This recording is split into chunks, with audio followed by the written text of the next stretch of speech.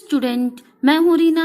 आप देख रहे हैं रीना अकेडमी चैनल। आप सभी का मेरे चैनल पर स्वागत है। मैं अपने आज के सेशन में आपके लिए लाई हूँ कक्षा 6 हिंदी पाठ्य पुस्तक वसंत भाग 1 का पाठ नंबर 4, जिसका शीर्षक है चांद से थोड़ी सी गप्पे। इसके अंतर्गत आज इस वीडियो में हम इसके संपूर्ण प्रश्न अभ्यास को करेंगे। तो स्टूडेंट, आप सभी अंत तक बने रहे हमारे साथ इस वीडियो में। इस वीडियो के अंत तक आपको इस पाठ से संबंधित संपूर्ण प्रश्न अभ्यास करवाए जाएंगे।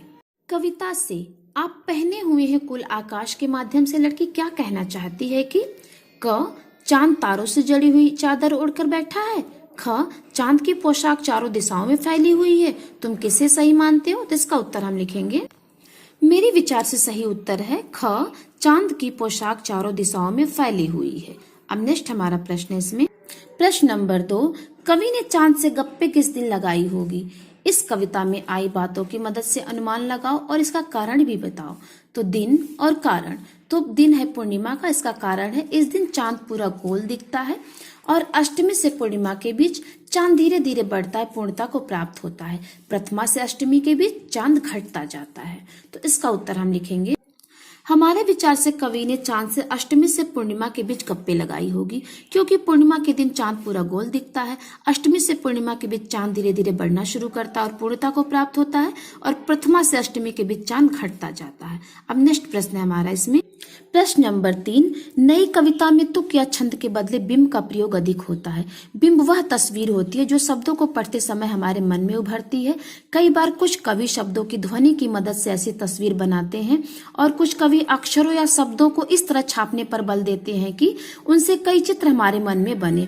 इस कविता के अंतिम हिस्से में चांद को एकदम गोल बताने के लिए कवि ने बिल्कुल शब्द के अक्षरों को अलग अलग करके लिखा है। तुम इस कविता के और किन शब्दों को चित्र की आकृति देना चाहोगे? ऐसे शब्दों को अपने ढंग से लिखकर दिखाओ। तो इसका उत्तर हम लिखेंगे स्टूडेंट।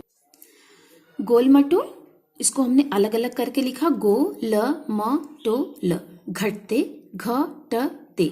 बढ़ते तिरछे बढ़ते तिरछे। कुल कुल, तो कुल कुल। तो इस तरह से हमने इन शब्दों को अपनी कविता से छांट कर लिखा। ये हमारे हो गए उत्तर प्रश्न नंबर 3 के। अब नेक्स्ट प्रश्न है हमारा अनुमान और कल्पना से। कुछ लोग बड़ी जल्दी चिढ़ जाते हैं। यदि चांद का स्वभाव भी आसानी से चिढ़ जाने का हो तो वह किन बातों से सबसे ज्यादा चिढ़ेगा? चिढ़कर वह उन बातों का क्या जवाब देगा? अपनी कल्पना से चांद की ओर से दिए गए जवाब लिखो। तो इसका उत्तर हम लिखेंगे। यदि चांद का स्वभाव आसानी से चिढ़ जाने का हो तो वह तिरछे कहे जाने पर जरूर चिढ़ेगा। घटने बढ़ने की बीमारी की बात सुनकर भी उसे बहुत गुस्सा आएगा। वह चिढ़कर यही जवाब देगा कि वह तिरछा नहीं है और ना ही उसे घटने बढ़ने की बीमारी है। यह हमारी नजर का फेर है कि हम उसे तिरछा नजर आता है, वह हमें तिरछा नजर आता है। शायद वह हमें यह भी कहेगा कि अपनी नजर ठीक करवाने के लिए डॉक्टर के पास जाकर चश्मा लगवा लो। तो ये होगा हमारा अनुमान और कल्पना से पहले प्रश्न का उत्तर। हमारा दूसरा प्रश्न है इसमें। यदि कोई सूरज से गप्पे लगाए तो वह क्या लिखेगा? अपनी कल्पना से गद्य या पद्य में लिखो। इसी तरह के कुछ और गप्पे निम्नलिखित में से किसी एक या दो से करके लिखो। इसे पेड़, बिजली का खंभा, सड़क, पेट्रोल पंप। तो इसका हम कविता में लिखेंगे।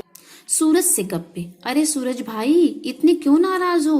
पता नहीं तुम सभी को जलाए जाते हो, तपाते हो दुनिया को, जी भर सुलझा देते हो पेड़ के पत्ते। कभी लाल हो कभी सफेद चांदी से नजर आते हो, तुम सदा ऊपर जाने देते हो बड़े बड़े वाहने। क्या तुम कैसे इतना पीड़ा सहते हो? तो ये था स्टूडेंट सूरज से गप्पे। अब आगे हम पेड़ से गप्पे के बारे में लिखेंगे। पेड़ से गप्पे। अय पेड़, तुम हो कितनी कल्याणकारी, छाया देते हो, भोजन देते हो, वर्षा का हो आधार। अब नेक्स्ट हमारा सड़क। तो हे सड़क, तुम कितनी शक्तिशाली हो, तुम में इतनी सहनशीलता कहाँ से आई है? अब नेक्स्ट हमारा पेट्रोल पंप। हे पेट्रोल पंप, तुम्हारे अंदर कितना तेल समाया है, यह अब कभी खत्म होने का नाम नहीं लेता। तेरे कारण सारी दुनिया सड़कों पर दौड़ रही है, तुम में यह शक्ति कहाँ से आई? तो इस तरह से स्टूडेंट हमने बारे बारे सभी टॉपिक पे कविता लिखी है अपनी तरफ से। या नेक्स्ट है बिजली का खंभा। तो हे बिजली के खंभे, सिर पर तारों का जाले, तुम क्यों लंबे खड़े हो, करंट मारते खूब हो। अब नेक्स्ट हमारा भाषा के बाद से प्रश्न। चांद संज्ञा है। चांदनी रात में चांदनी विशेषण है। नीचे दिए गए विशेषणों को ध्यान से देखो और बताओ कि कौन सा प्रत्यय जुड़ने पर विशेषण बन रहे हैं। इन विशेषणों के लिए एक एक उपयुक्त संज्ञा भी लिखो। गुलाबी पगड़ी, मखमली घास, कीमती गहने, ठंडी रात, जंगली फूल, कश्मीरी भाषा। तो इसके बारे में हम लिखेंगे उत्तर में। तो उत्तर स्टूडेंट विशेषण, ये प्रत्यय, ये संज्ञा। तो चांदनी में ई, बड़ी ई विशेषण लगा है, इसका संज्ञा शब्द है चांद। गुलाबी में ई प्रत्यय है, इसमें पगड़ी होगा इसका संज्ञा शब्द, इसे गुलाबी पगड़ी। और मखमली, मखमली में ई प्रत्यय लगा, इसमें संज्ञा शब्द है घास। और कीमती में ई प्रत्यय लगा है, इसमें संज्ञा शब्द है गहने। और ठंडी में ई प्रत्यय लगा है, इसका संज्ञा शब्द है रात। और जंगली में ई प्रत्यय लगे, इसका संज्ञा शब्द है फूल। और कश्मीरी में ई प्रत्यय लगी, इसका संज्ञा शब्द है भाषा। यानी चांदनी चांद, गुलाबी पगड़ी, मखमली घास, कीमती गहने, ठंडी रात, जंगली फूल और कश्मीरी भाषा। तो इस तरह से इसमें हमने विशेषण, प्रत्यय और संज्ञा को अलग अलग करके समझाया। अब नेक्स्ट प्रश्न है हमारा भाषा की बात से प्रश्न नंबर 2। आगे प्रश्न नंबर 2 है गोल मटोल गोरा चिट्टा। कविता में आए शब्दों के इन जोड़ों में अंतर यह है कि चिट्टा का अर्थ सफेद है और गोरा से मिलता जुलता है, जबकि मटोल अपने आप में कोई शब्द नहीं है, यह शब्द मोटा से बना है। तो ऐसे चार चार शब्द युग्म यानी शब्दों के जोड़े सोचकर लिखो और उनका वाक्यों में प्रयोग करो। तो इसका उत्तर हम लिखेंगे स्टूडेंट, खाना वाना, चाय वाय, पानी वानी, मोल तोल। तो इससे हमने वाक्य बनाया, खाना वाना तो हो ही गया है, चाय वाय से यहाँ चाय वाय का प्रबंध नहीं है, पानी वानी उसने मुझे पानी वानी भी नहीं पिलाया, तोल मोल से दुकानदार से तोल मोल करके ही सौदा लेना चाहिए। अब नेक्स्ट है प्रश्न हमारा भाषा के बाद से प्रश्न नंबर 3। बिल्कुल गोल। कविता में इसके 2 अर्थ हैं, क गोलाकार का, ख गायब होना। तो ऐसे 3 और शब्द सोचकर उनसे ऐसे वाक्य बनाओ कि जिनके 2-2 अर्थ निकलते हो। तो इसका उत्तर हम लिखेंगे, पत्र, वसंत ऋतु में वृक्षों के पत्र यानी पत्ते झरने लगते हैं। अब पत्र से दूसरा वाक्य हमारा, आज दादी जी का पत्र यानी खत आया है। तो इस तरह से एक पत्र का अर्थ हो गया पत्ता, दूसरे पत्र का अर्थ हो गया खत। अंबर, अंबर में एक जो अर्थ है वस्त्र, दूसरा अर्थ है आकाश। तो विष्णु जी पीताम्बर वस्त्र धारण करते हैं।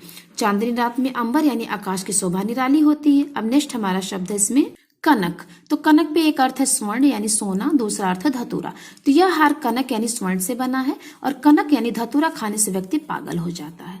अब इस तरह से हमारा तीसरा प्रश्न हो गया। अब चौथा प्रश्न है हमारा भाषा की बात से, ताकि, जबकि, चूंकि, हालांकि। कविता की जिन पंक्तियों में ये शब्द आए हैं उन्हें ध्यान से पढ़ो।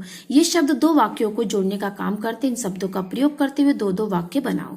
तो इसका हम वाक्य बनाते हैं, ताकि आर्यन मेहनत कर रहा ताकि परीक्षा में प्रथम आ सके। इसका दूसरा वाक्य है, तुम दवाई खा लो ताकि सुबह तक स्कूल जा सको। जबकि इसमें पहला वाक्य है, मदन ने रोहन की मदद की जबकि दोनों में शत्रुता थी। इसका दूसरा वाक्य है, किसान खेतों में हल चला रहे थे जबकि धूप बहुत तेज थी।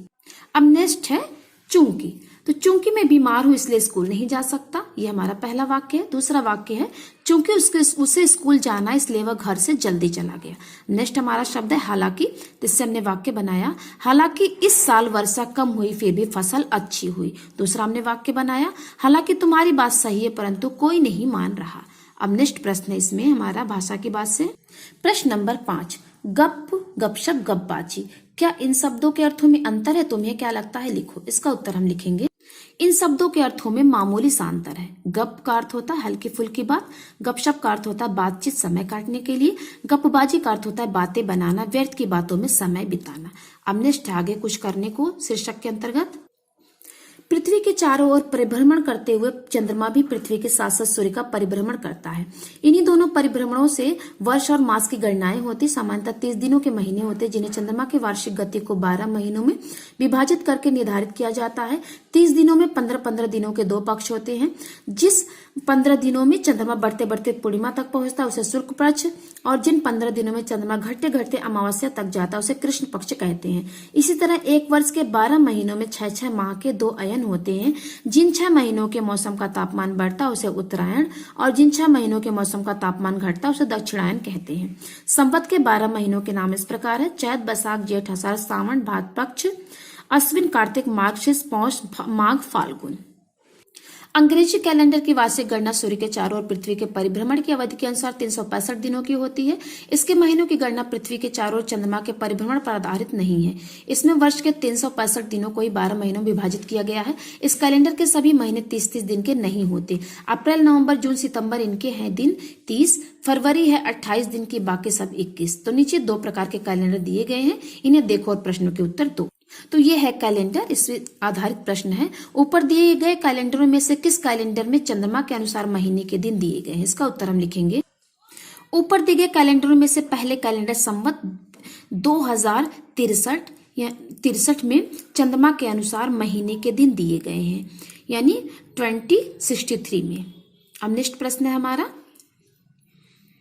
दोनों दिए गए कैलेंडरों में अंतर स्पष्ट करो। इसका उत्तर हम लिखेंगे, पहले कैलेंडर में संवत 2063 के मार्गशीर्ष महीने की तिथि को दर्शाया गया है, जबकि दूसरे कैलेंडर में सन 2006 के नवंबर और दिसंबर महीने की तारीखें लिखी हुई है।